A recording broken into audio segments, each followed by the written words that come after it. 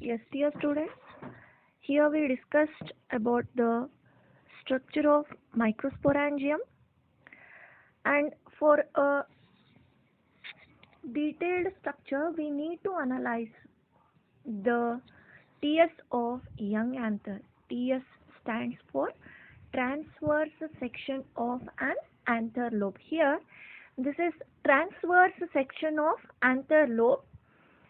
So this lobe, you can see here, four compartments are present. This is one, here it is second, this is third and fourth.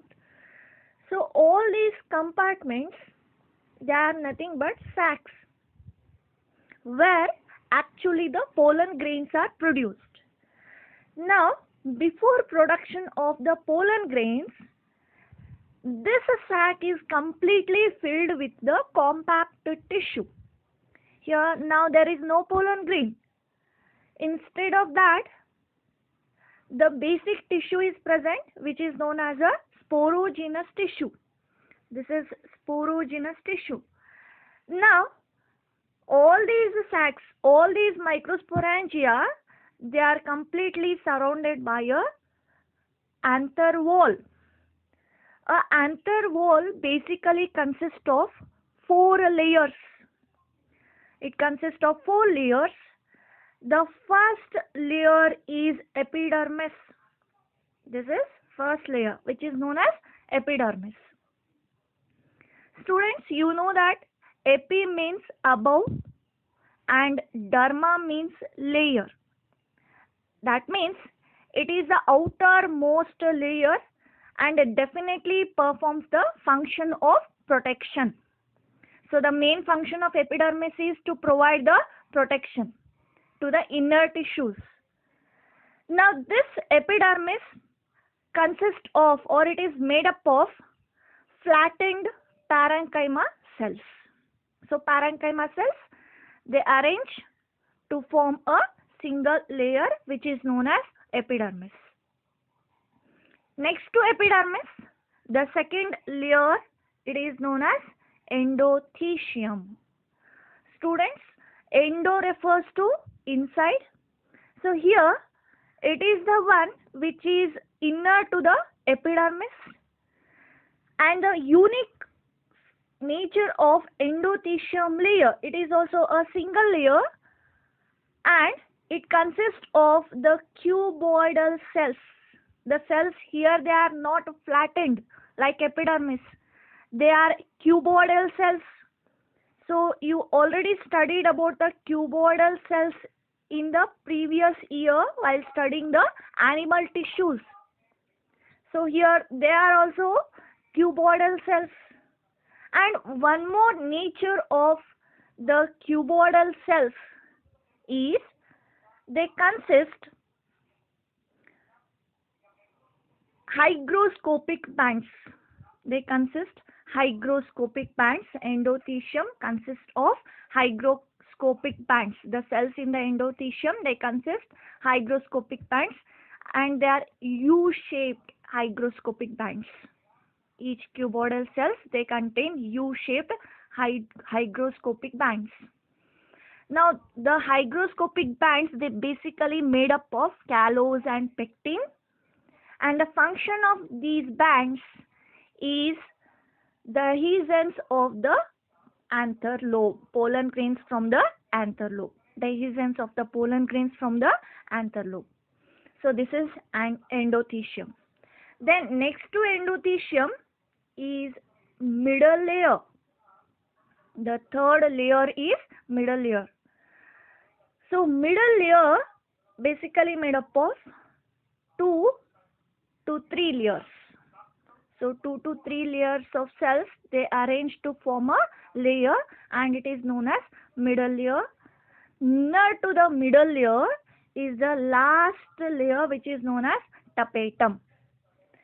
So here tapetum is the innermost layer and this tapetum consists of, or it is made up of, pyramidal shaped cells. Here they are pyramidal shaped cells. the one more unique nature of tapetal cells is they can undergo for endomitosis. Dear students, you know what is mitosis? While studying cell cycle and cell division chapter, we discussed about the mitosis as well as meiosis. So mitosis can be divided into two major phases. One is karyokinesis and second one is cytokinesis. Karyokinesis, karyon means nucleus, kinesis means division, students. So here division of nucleus, and it is followed by the cytokinesis, division of cytoplasm, and later it will produces two daughter cells. But here there is no cytokinesis, students, only they will undergo for karyokinesis. Then as a result of this, a single cell may contain more than one nucleus. So this process is also known as endomitosis. So then a single tapetal cell may contain more than one nucleus. Yes. So here one more image which will show you all the layers and the nature of the cells which are present in those layers. Dear students, once again I am recalling you, anther wall consists of 4 layers: epidermis, endothelium, middle layer, and then the last one is tapetum. So epidermis is basically made up of flattened parenchyma cells. Then endothelium made up of cuboidal cells, and you can see the cells with the hygroscopic bands there. Then third one, 2 to 3 layers of middle layer. Then last one is tapetum, which is a cuboidal, the layer with the cuboidal cells. Yes. Then inner to this tapetum there is a sporogenous tissue, as we already discussed it. This sporogenous tissue means group of cells. All the cells here, they are identical. And remember students, these cells which are present in the sporogenous tissue, they all are diploid cells. I hope you know the meaning of ploidy. Ploidy means set of chromosomes. If it is haploid, then we should call it as single set, N. If it is diploid, then it should be 2N. So here all the cells in the sporogenous tissue, they are diploid, means they are in 2N condition. Now a single sporogenous cell, the cell which is present in the sporogenous tissue, a single cell which is present in the sporogenous tissue, which is a diploid one, it will undergo for reductional division. Dear students, you know that reductional division is meiosis, right? Why we are calling it as reductional division? Because the set of chromosomes which are present in the nucleus of a cell will be reduced to half. That means 2N cell will be converted into N cell. The nucleus will contain only a single set, right? So this cell division, meiosis, will occur, and you know that at the end of one meiosis, complete meiosis, at the end of complete meiosis, there should be production of how many daughter cells? There should be production of 4 daughter cells. And what should be the ploidy of all those daughter cells? All of them are haploid cells, right?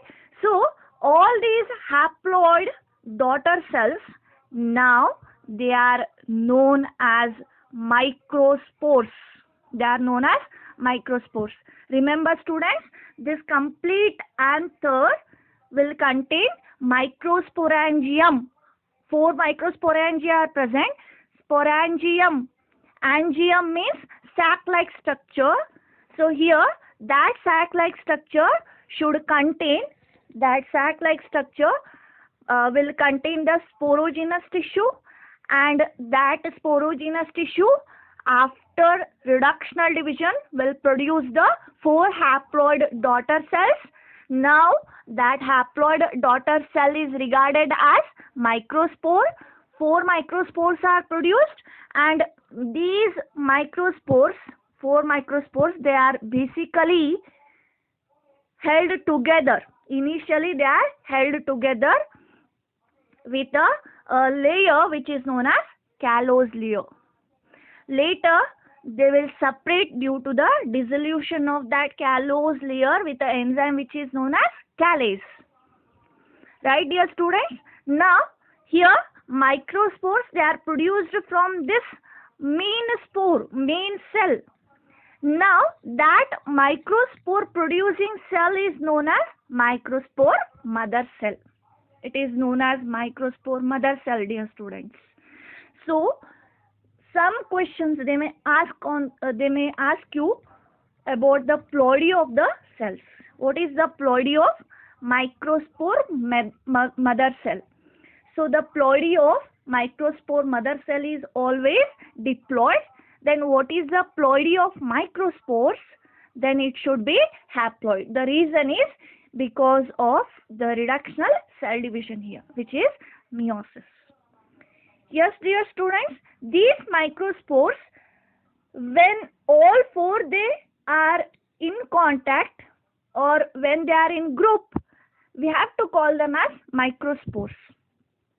After dissolution of callose layer, they separate from each other and they will become a separate cells, individual cells. Now we can call them as pollen grains. So the transformation of the microspores into pollen grains we'll see in the next class, in the next session. So I'll conclude this session here only. Thank you.